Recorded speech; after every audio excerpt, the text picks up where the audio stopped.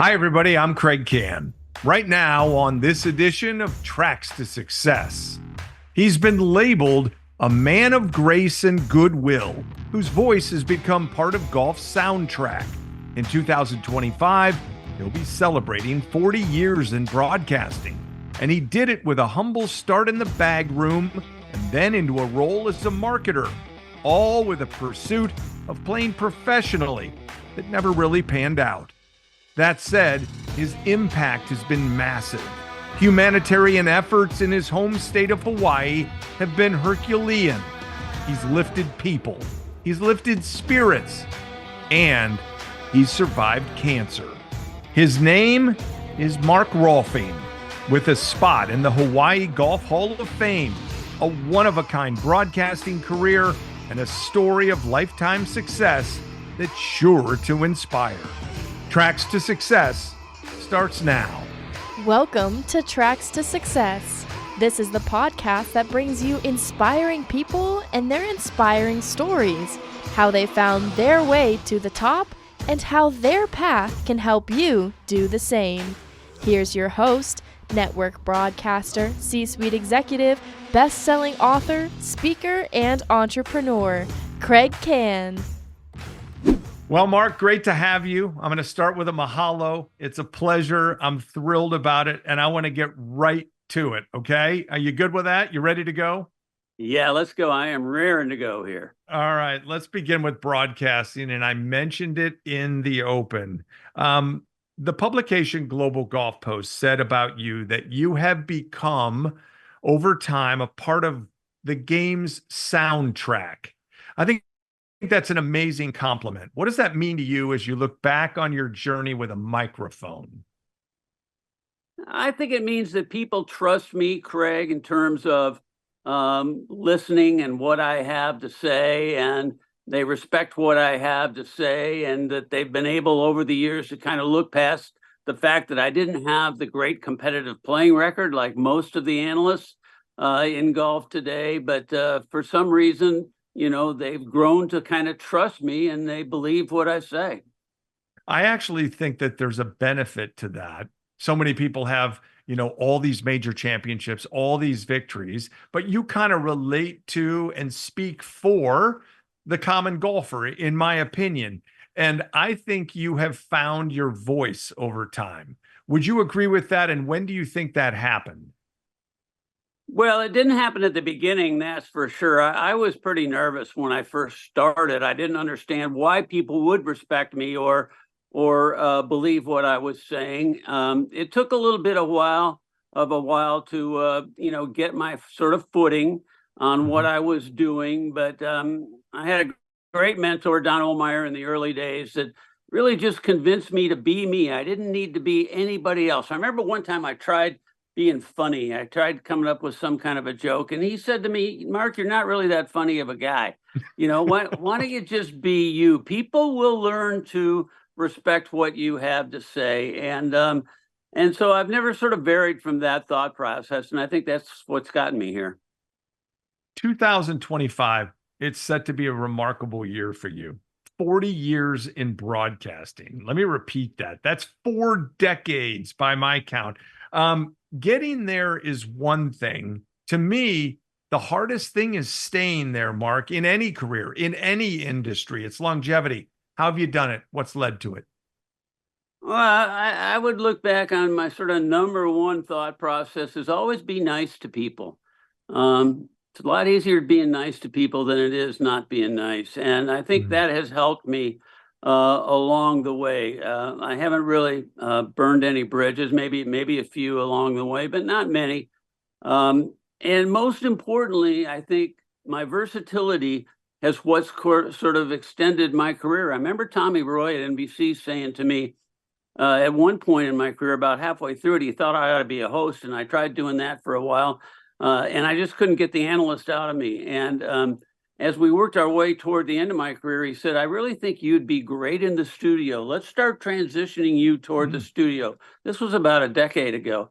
And he was absolutely right. And now in this coming 2025, I'll probably do a handful of live golf, 5 or 6, I would say, but most of it will be as a studio analyst. Well, you're good at all of it, and for those listening or watching, I can say right now and get this out of the way that I've had the honor, and I do mean that, of sitting next to Rolf for a handful of those years, and it's always been a pleasure. And time with you in Hawaii. I want to go back in time. Mark Rolfing as the kid, all right, Illinois, roots in Illinois. What type of family was it for you? What are your fondest memories?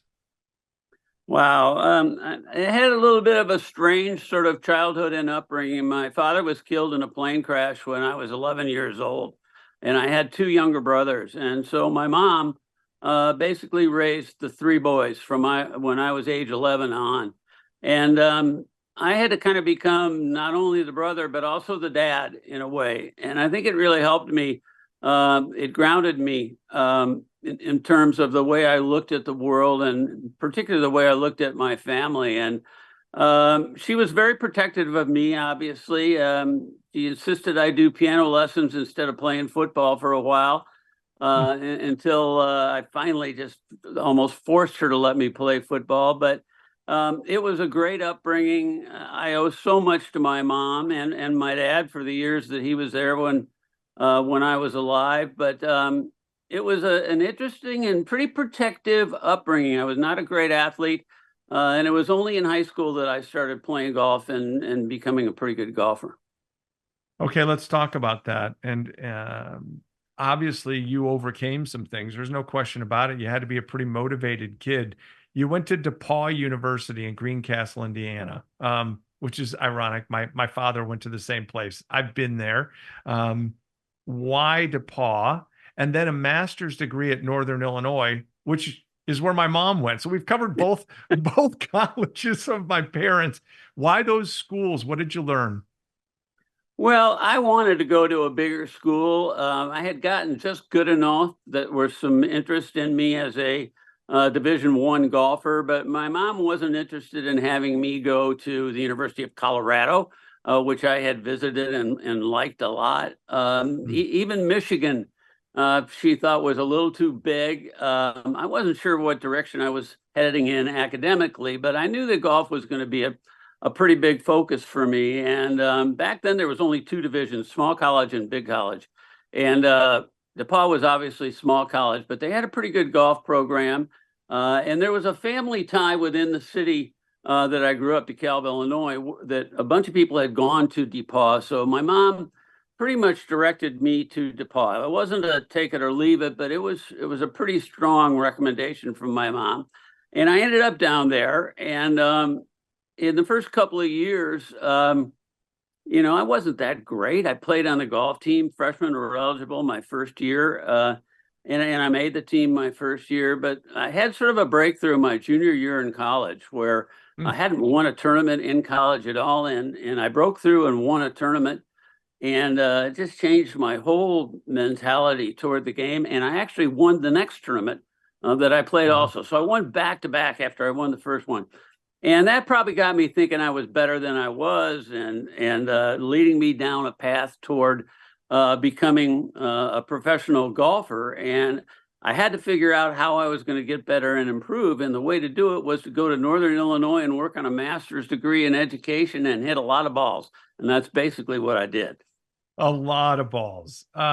Was it a passionate dream for you, Mark? I mean, you to be a tour pro, you played professionally in 73 and 74, I believe. How big was the passion for you?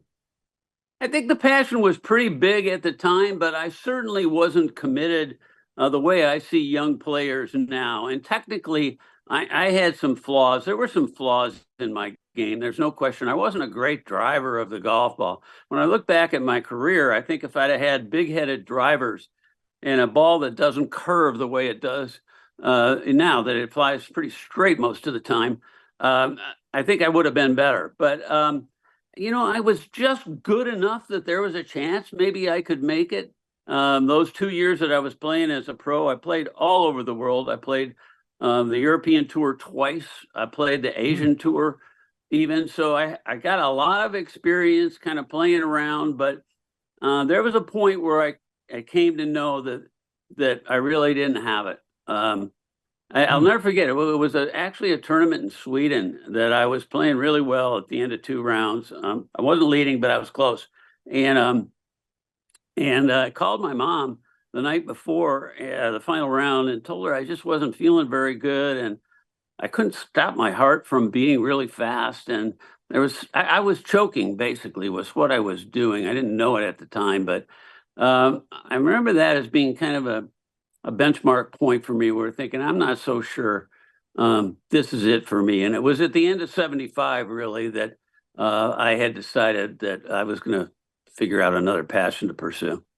Yeah, I was going to ask you what your defining moment was. You just shared it with me, but something else kind of sticks with me now as I've listened to you already, and that's your mom. We talk about influencers in our life, the people that really set us on the right path and keep us going on the right path, and it's not always that easy. Sounds like that was your mom. That was my mom. She was really the only influence of that type that I had up until I met another woman. There have been 2 women that have influenced my life dramatically, my mom and Debbie Rolfing. And Debbie Rolfing, I met in the fall of 1975, just kind of on a fluke. And we ended up kind of doing a little dating and talking and figuring out, that we both were trying to decide what we were going to do with our lives. And somehow we decided to come on a week's vacation out to Hawaii. I had played in the Hawaiian Open that year. That was the only time I'd ever been in Hawaii. So we came out for basically a week's vacation and never left. And it was Debbie Rolfing really that kind of took the torch from my mom and became the influence in my life. Wow. A quick minute to welcome a partner to the podcast and tell you about a great deal just for you. Here's a question. Do you wear hats? Of course you do. Then you need to know about Ahead. Ahead doesn't follow the trends, they set them, providing the best in headwear, styles, fabrications, and ornamentations for 25 years. And by listening to this podcast, you get a chance to save big. Visit aheadusashop.com and use the code TTS, that's Tracks to Success, to receive 20% off your order. That's aheadusashop.com and use the exclusive code TTS, 20% off, just for listening. We're talking with Mark Rolfing. I like to call him Mr. Hawaii. I'm not the first guy that's ever said that, I guarantee it. How'd you get there? How'd you end up in Hawaii, Mark? Oh, literally, it was with Debbie on a vacation. We were flying to Honolulu and going to go to the Sheraton Waikiki. Had a reservation because I had stayed there in February that year. And the flight attendant said, "Have you guys ever been to Maui?" And we said, "No." And she said, "Well, you really ought to go to Maui and see what that's like. It's just so much better than Waikiki. And here's the name of a lady if you decide you want to do it." So we landed, make a long story short, called up this woman who had a little bed and breakfast over in Hana on the east side of Maui. And we made a flight and we went straight over there, never stopped in Waikiki, and spent a couple days out in Hana, and finally rented a car and drove over to the west side of the island where Kanapali was just kind of up and going. And we couldn't believe all that was here after being 4 days in Hana. And I just kind of started snooping around and knocked on a door at Kanapali and said, "You guys don't have any jobs by any chance, do you?" And the answer was no, but there's a brand new golf course, 8 miles up the road named Kapalua. Why don't you go up there and see? They might have something. And so I did. And yes, they did. And the rest was history.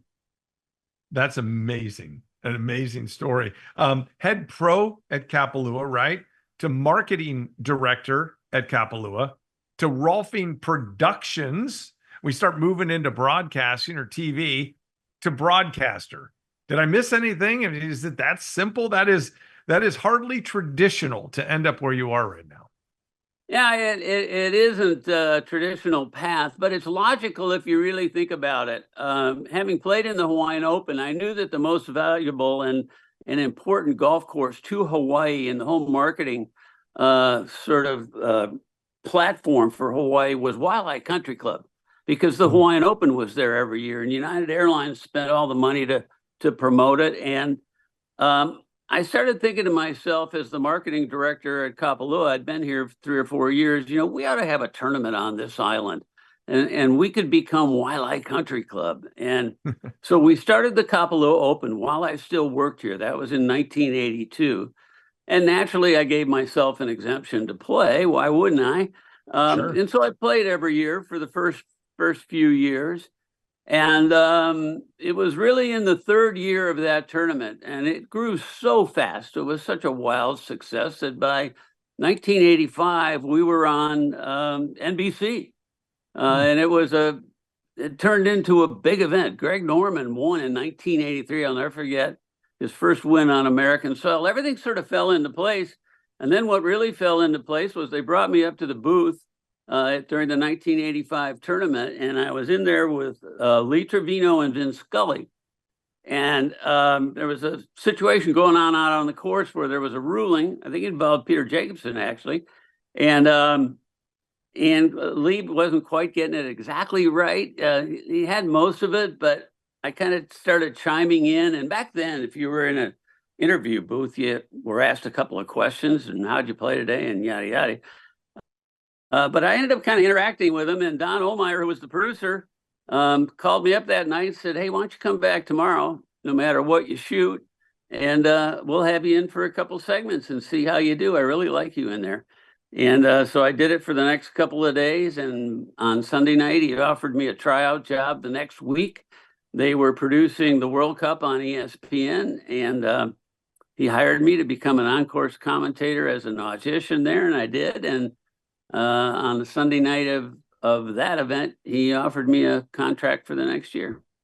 Okay. How did you feel? I mean, that is the most untraditional way of somebody having a job fall to them, but you worked for it and you probably handled yourself great. What was that feeling like that night? It was really good. I had passed a couple of tests. The first test at the World Cup in Palm Springs during my audition was they asked me to go down to the first tee and interview Lanny Wadkins right before he teed off on the first tee. And of course, they knew he wouldn't do it and would absolutely just rip me a new one, which he did. And somehow I survived it. It was Wadkins and Kite on the U.S. team back then. And that was a tough duo. But I somehow survived that one. And then my next assignment, and I could hear Don Ohlmeyer and Jeff Mason, who was the director, iconic director for ABC Sports and ESPN back in the day. They said, let's go interview the Japanese team. They just finished at number 18. Now they were in third to last place, the Ozaki brothers. Neither one of them spoke English. So they sent me over there, and I could hear everybody laughing in the mobile unit, going, "This is going to be good. Let's see what happens with this one." And somehow I got through that one, and I didn't really complain and say, "Oh, what is this, a fraternity house, initiation going on here?" But I made it through it, and I felt good enough, that I thought, maybe I can do this. You've certainly proven you can do it. You're also a frequent flyer mile expert. You have to be. I mean, you're every airline's perfect customer living in Hawaii. That cannot be that easy to travel around covering golf tournaments. I mean, travel must be a total wear and tear on you. Travel in my mind, Kraig, is all about attitude.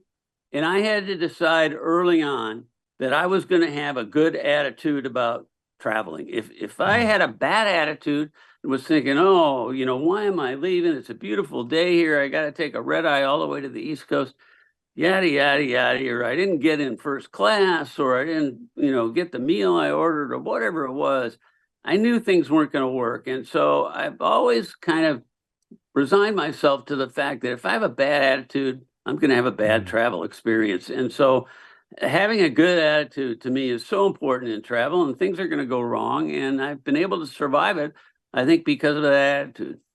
Yeah. I mean, every flight's 5 hours just to get to the West Coast, let alone going to the East Coast. I hope you sleep well on airplanes. All right. I want to do a quick rapid fire here.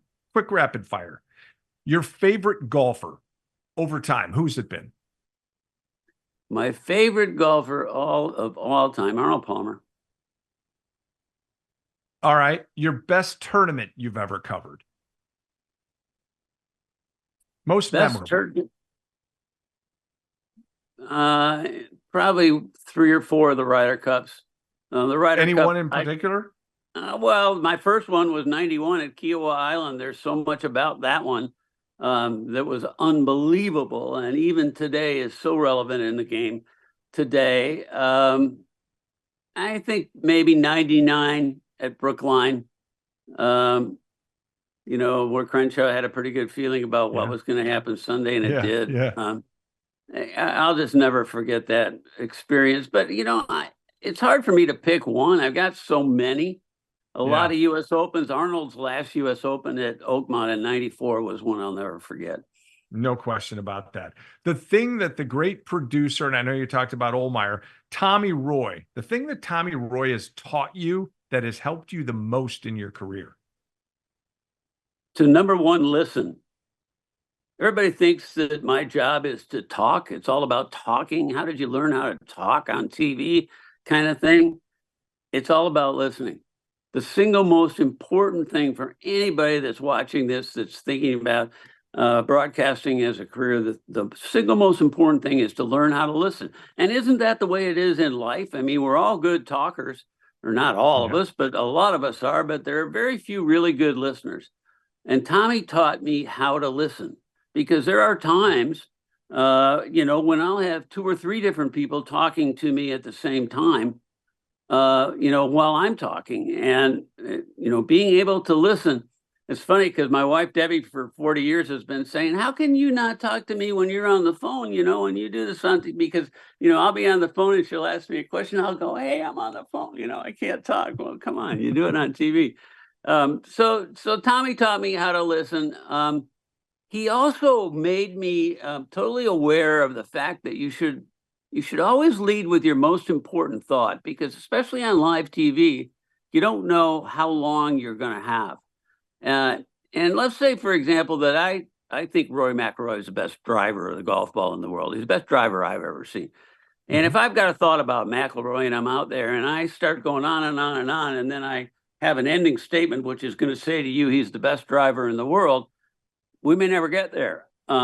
So what I learned from Tommy more than anything was to say, Tommy would come to me and he'd give me plenty of time, but I would always lead with something like, Rory McIlroy is the best driver in the world, and here's why.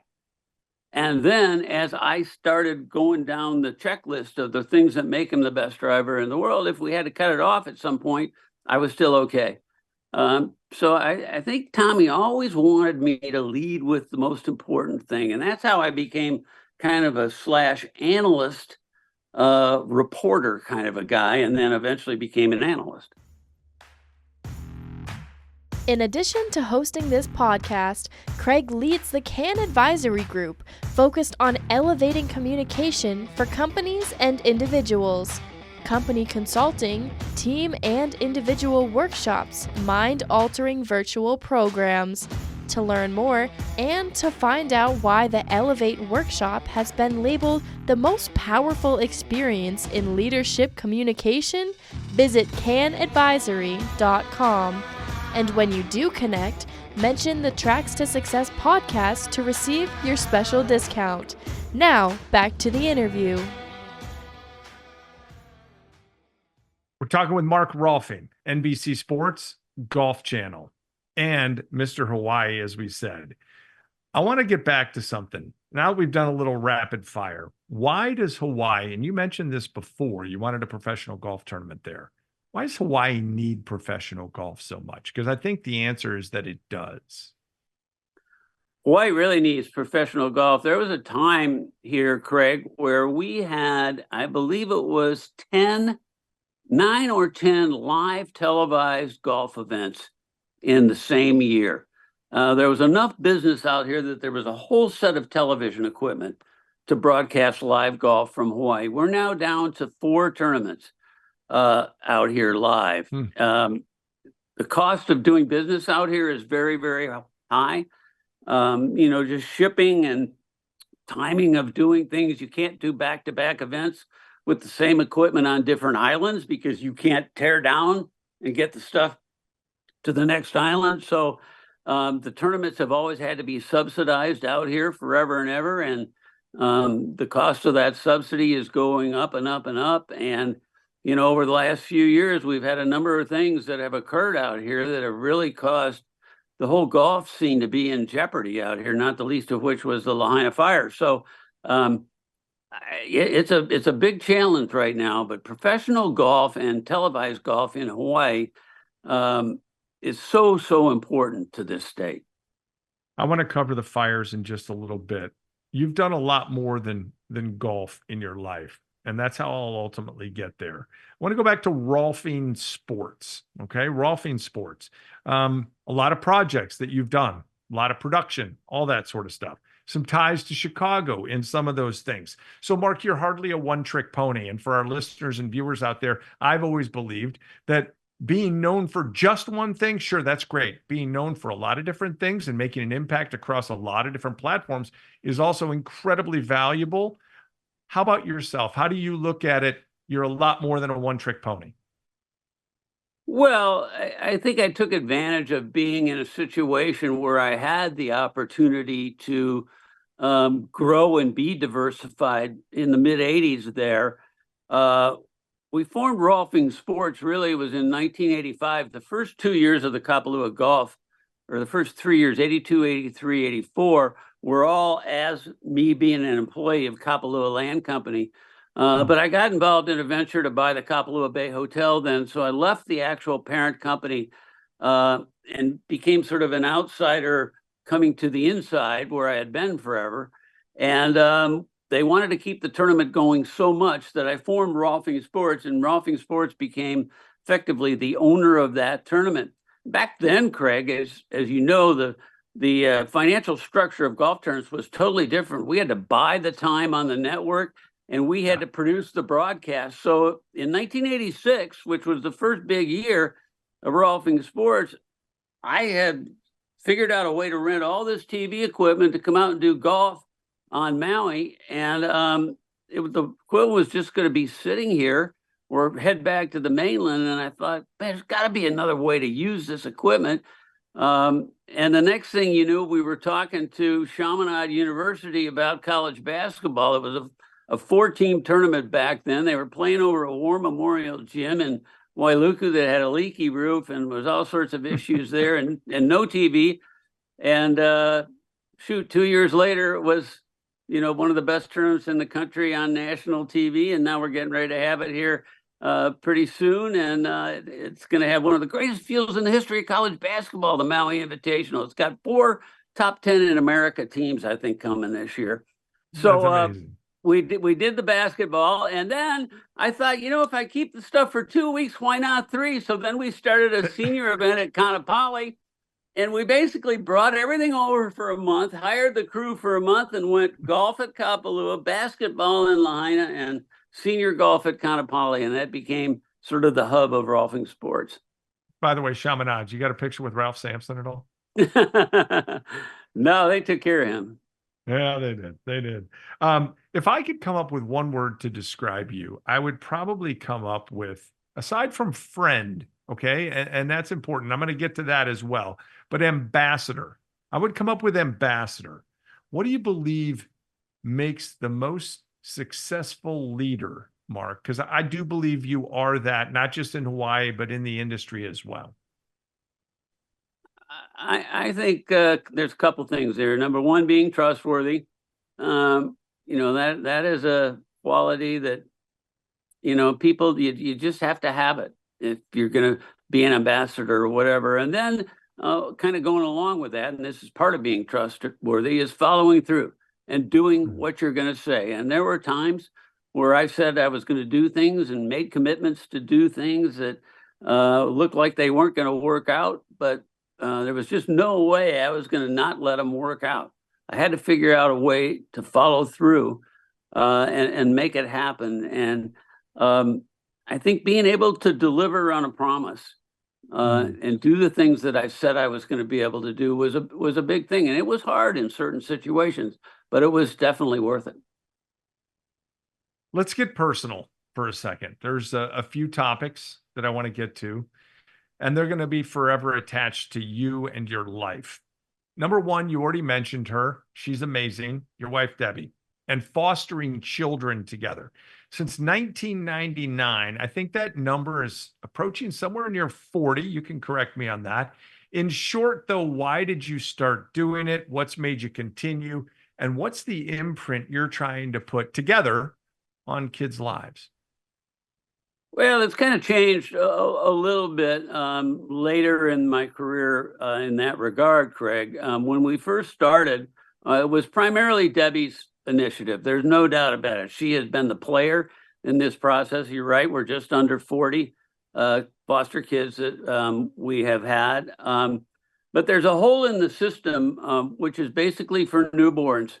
A tragic, tragic situation in our country, and that is that when an adoption is scheduled and a newborn is scheduled to be adoption on the day of the first day of their birth, and something goes wrong, it just becomes a sort of a black hole where a young child has nowhere to go. You know, as they get older in their life, there's more systems in place for foster caring, but nothing that was available at the time back then for newborns. And so our project from the beginning has been to take newborns that were scheduled to be adoption. The adoption fell through on the day of birth. It was primarily because of either drugs were involved, or alcohol were involved, or even race of a child if the mother didn't know what the race was going to be till the child was born, because there were so many potentials. And so we started doing that. It was all Debbie's idea. And we kept every one of those kids for some period of time. It was typically 3 weeks, maybe 3 weeks to 3 months, I would say. And then during that time, scheduled an adoption for a permanent placement for that child. And so that's why all of these kids have kind of come through our system of the Mark and Debbie Rolfing Charitable Foundation, and then have been placed. And we have them all over the world now, and we're still in touch with almost all of them. But we did have one who 13 years ago we kept for a few months and nurtured him, and thought there was going to be a reunification with the family, and there wasn't. And it's kind of been off and on ever since. His family was victims of the Lahaina fire about a year and a half ago, but we are now legal guardians of BJ Petrus, and so we have him kind of permanently right now. And you know, that doesn't sort of allow us to do a whole lot of what we did before, because we've got a 13-year-old, and you know what that's like. So yeah, it's complicated, and especially if you're living in Hawaii and working on the mainland like me. You and Debbie received the Distinguished Service Award for humanitarian interests through the game of golf. Now, some people don't set out to make a difference. For some, it just happens. But it seems like you've all had this plan, this true plan to pay it forward. Am I accurate? I mean, it seems like you really want to pay it forward. I really do. You know, the two things that I wanted to pay forward are the whole foster care initiative that we've had. And then for me, after my cancer of almost 10 years ago now, you know, that's one that I've really worked hard on paying forward ever since. But we have been so fortunate to be able financially, because of so many good things that have happened to us, to be able to do this and sustain, you know, a lifestyle where we're providing some of these services that are very expensive, obviously, and a lot of people can't afford. That's just been an absolute blessing for us. And how long can we keep doing it? I don't know. I keep thinking, you know, the end is near, but it never comes. And that's a good thing. And it's just like your career. You just brought up cancer, so I'm going to go there. Stage 4. Salivary gland cancer, 2015. Now, what people do know with you sitting here is that you're a survivor and that you beat it. And I'm so proud of you for that, because I saw what it did to you. What many people don't know is that your odds of being here with me were not good. No, they were 5%. They gave me 5% for a year. It was a very, very complicated and rare disease. Mucoepidermoid carcinoma, it's called. I know it by heart now, but it was salivary gland right in the ear. Mm. How about the job the surgeon did? You can't even hardly tell. He went right down my jawline. 9-hour surgery to get the thing out. But I'll tell you what, of all the single events or incidents in my life that have affected me, I think that one has been right at the top in terms of the way it's affected me the most. And more than anything, it really grounded me and made me realize how fortunate I was to be alive. And it changed my perspective on a lot of things. There's no question about it, whether it was my career, my home life, everything, you name it. It just made it all better. And I just went to Houston a few weeks ago for my annual checkup, and I was all clear again. And that's the way it's going to be every year now. So I'm looking forward to many more. Well, you have actually served as an ambassador for MD Anderson Cancer Center. I lost both my parents to cancer, colon cancer, liver cancer. It hits home for me. And hearing your story is one that brings a smile to my face because of what you have gone through. What's the biggest thing that you try to do as an ambassador for MD Anderson, and how, you're clear now? I mean, it's good. So how are you paying that forward? Trying to provide hope for as many people as I can. When I go there, like I did a few weeks ago, and I'm in the waiting room to get a scan, a CT scan or something like that, and I look around at the people that are waiting, that probably most of them can't afford the process they're about ready to go through, and there's uncertainty, and there's people that have mortgaged their homes, to try and save their lives. If I can just say a word or say hello or somehow give them some hope, because hope is everything. Without hope, we really don't have anything. And there's always hope.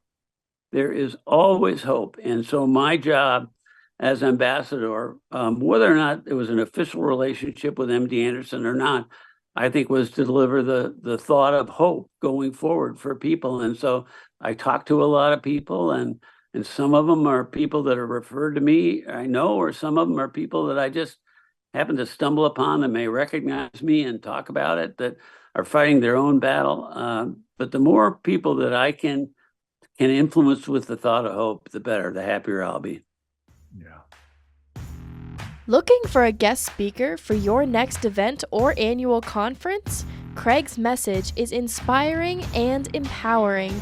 Visit kraigcanspeak.com to learn more about his topics and find out about his green shoe experience. It's a day your people will talk about long after he's gone. So visit kraigcanspeak.com and mention the Tracks to Success podcast to receive your special discount. Now, back to the show. Talking with Mark Rolfing. He's been through a lot. He's achieved a lot. His success story is big, and he knows all about helping others. Kindness, you talked about it at the beginning. You talked about hope just a few moments ago. That brings me to the fires in Hawaii, and I think everybody knows about this. I don't know if they know it up close like you do, and the passion that you have for the state of Hawaii, for the islands, for Lahaina, and what it's done to the community. And now there's the rebuild. Can you share just how big this has been? I know that we could do 2 hours on this topic alone, but what was it like, and what is it like now for people over there? Because we just don't see it like you do. No, and there's other, disasters and events that occur around the world, and people tend to forget. It's been, I guess, almost 15 months now since the fires of 2023, but I can tell you that the business prognosis here right now is not as good as it was 1 month after the fire. Really? We're a long way past that fire in terms of time, but a very short way in terms of rebuilding and getting things going again. I'm still in the same condo here at the Ironwoods at Kapalua that I have been for 45 years, and so fortunate to have been here. And we were, we're 8 miles from the fire. I was down there twice that day during the fire, and couldn't get close at the end, obviously, but um,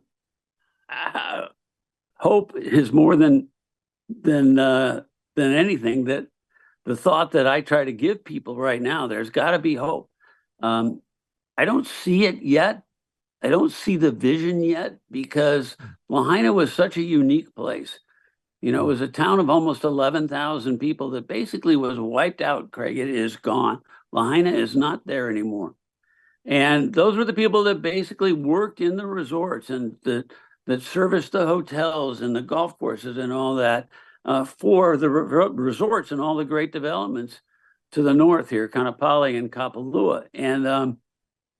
And now that's all gone. And as we build affordable housing and start rebuilding this community, you're going to see that community kind of grow physically out toward Kapalua. We just did an affordable housing project that opened here at Kapalua about 4 months ago that is going to be great, but it's not nearly enough. There are people leaving this island on a daily basis because they can't afford it anymore. The cost of living is just as high as it always was, but it's a difficult situation. I don't know the answer, but it's going to take a total commitment from a whole lot of people to rebuild this community. And it starts from within, but the help really needs to come from the outside. I really believe that the overall rebuild of Lahaina and the whole area is probably somewhere in the $30 to $50 billion range. Wow. All the infrastructure has to be replaced, the roads. That was a disaster waiting to happen. We'd had a number of brush fires that could have been worse in the years prior to that. But as you could see, as you were watching it unfold, there's no evacuation routes out of Lahaina, and really everything during a drought time like we're having right now is so dry that it can start on fire instantly. So it's going to take a lot of work, but I'm going to do whatever I can to help that process. Yeah, it's such a prideful community. And obviously it's more than just a resort, right? I mean, it's a destination for people on the mainland. I mean, they think about it, they save up for it for years. I've been there so many times, as you know, for various golf tournaments and for vacations and coming there, heck, coming there to see you. And I know what it means to people. So there are a lot of prayers, and sometimes that's just not enough. But you talk about hope and you talk about kindness, and that's kind of what the islands, in a way, if you've been over there, people know, listening or watching, that's what the people are. They're filled with hope. They're filled with kindness over there. They are, it's got such a great history and background to it. Lahaina is the oldest high school west of the Rocky Mountains. Lahaina Luna High School is. There were 23 historic sites in Lahaina that we lost.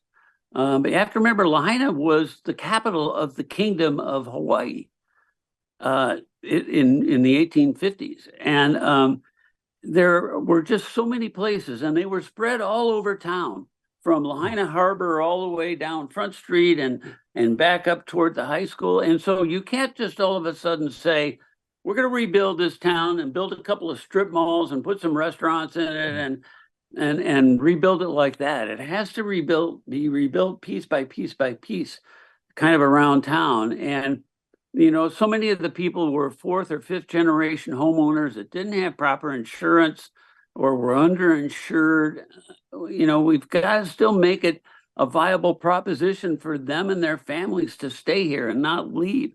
That's the thing that bothers me more than anything else, when a decision is made by a person or a family that they just can't survive here anymore, and they leave and go to Vegas or LA or who knows what. So it's going to take a lot of work, but I'm going to make the effort to do it. You'll be on the front line. A couple of things before we go. I want to talk about some things I talk about in my talks, my corporate workshops, etc. The topic of building a brand, building a following. You clearly have built one. People that know you know that you have one. The people in Hawaii know you have one. TV shows, golf analysts, non-traditional parenting, humanitarian, lot of philanthropic stuff. Do you think about building a brand for yourself, Mark? Because that's kind of what you've done.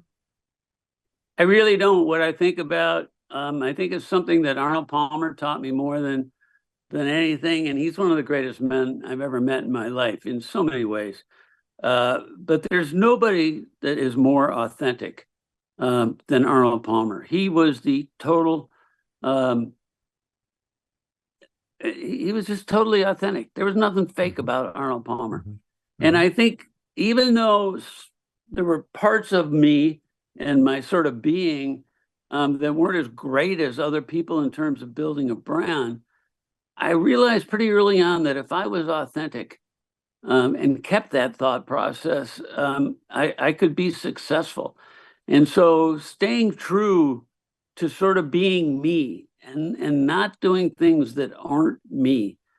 And that's why I haven't done as much commercialization maybe as some people in the position that I was in. Fortunately, I didn't need to financially because of some other good things that had happened out here. But I think being authentic and true to yourself is the most important thing, and being able to wake up in the morning every single day and feel good about you when you look in that mirror to shave. Here, here. If you look over my shoulder, I've got, and I have a few in my place, the picture of Arnold Palmer on the bridge at St. Andrews. And that's really a testament to the things I learned in my time around him when he started Golf Channel, and what he shared with people about making others feel like the most important person in the room, and carrying yourself with class and dignity all the time, and being kind to others, and shaking a hand and signing an autograph and taking a picture and all those things. You've had a lot of successes. Is there one that stands out? What do you define success as, and what would you say your biggest success is? Oh boy, the number of friends I have. I got a lot of friends in a lot of places. And I measure success that way. I don't know. There's so many different aspects of my life. My broadcast career has been wildly successful. My development career out here has been wildly successful. But if I add all those up, none of it's as important as my friends and my family to me. And so I think that's the thing that I will always look back on and sort of rate my life based on how many friends I have and what my family is like, and how great, it's been to have the family that I have all these years. So in spinning off on that, Tracks to Success, this podcast is about inspiring people. You're one of them. Inspiring stories. You've shared a bunch of them. Inspire us with a final thought. All right. You've been a friend to me, so I'm tying it to what you just talked about. And I said I was going to bring friendship back, and you just kind of brought it back to me. You've been a friend to me for a long time. Hopefully I've been one to you, a friend to the game of golf. And I think it's fair to say that golf's been a big friend to you as well. What do you want to be remembered for in your career? What is your legacy, Mark Rolfing? I think I want to be remembered as somebody who cared, who really cared about people, about the game, about everything I touched. I don't ever want to do anything that I'm only doing it half-heartedly. I want it to be something that matters and something that means something. And I love the game so much. I don't like what's happened. I don't like the direction that we've been headed the last few years. But you know what? I'm back on my hope thing now, because I still have hope. I still believe we can fix this thing. Everybody has to really care. And they can't just care about the money. They have to care about the game. And so I would say my thought for everybody, and my thought for you, which you've been doing forever, is don't stop caring. Because it's clear to me that this direction that you're going now with your career is one that you really care about, and you really enjoy helping people. And I think that word care is a 4-letter word that, boy, there's nothing like that word. Mark, enjoy 2025. Congratulations on 40 years. Gosh, that's unbelievable. Not many people get to do it on their terms. You've been doing that. I'm proud to have worked with you. I'm so glad and fortunate to have had you on this show. Thank you, my friend. Time now for our closing segment. We call it Getting Ahead. My thoughts on helping you find your track to success. And it's brought to you by Ahead. If you're looking for the best in headwear, Ahead has you covered. From a robust collegiate collection with more than 30 universities to choose from, to styles featuring golf legends Palmer, Nicklaus, and Sorenstam, to fits for all 6 teams in the new TGL Golf League, visit aheadusashop.com. That's aheadusashop.com and use code TTS at checkout. Receive 20% off your purchase. That's aheadusashop.com and code TTS for 20% off. All I can say about Mark Rolfing is he's a class act and he's a dear friend. And I respect him so much for what he's done in broadcasting. And let's talk about getting ahead. Mark's definitely done that. One of the topics he and I talked about is legacy and giving back. And Mark's been a voice for golf for a number of years. He's made a name for himself with his professionalism, his personality, and the way he cares about the game of golf. But let's talk about what I think truly sets him apart. And it's the efforts that he's made to help others, right? You heard about it. Fostering children, helping rebuild Hawaii after the fires on Maui. So many different things. For me, one of the greatest things about success is actually paying things forward. And we discussed that. So ask yourself this, on your journey, in your career, what else, right? What else do you do? What else could be on your resume that isn't just a stop along the way? People talk about side hustles, ways to make extra money. But one of the biggest currencies that we can actually have in our life is doing good for others. And Mark talked about kindness, something bigger than yourself, something more impactful than just a day-to-day job. So lots of people along the way that you can help and who can help you reach new levels of success. So think about that. What else can you do? Who else can you impact? Who else can you influence? If you do that, your tracks to success will be a whole lot easier. I hope you enjoyed the conversation with Mark Rolfing. And this puts a wrap on this season, season 3. Hope you'll join us for the next season of Tracks to Success. Until then, I'm Kraig Kann. Let's stay connected. Don't forget to subscribe to the show for more great interviews and Kraig's thoughts on reaching your highest personal and professional summit. Find it wherever you get your podcasts and on the Kraig Kann YouTube channel and kraigcanspeak.com.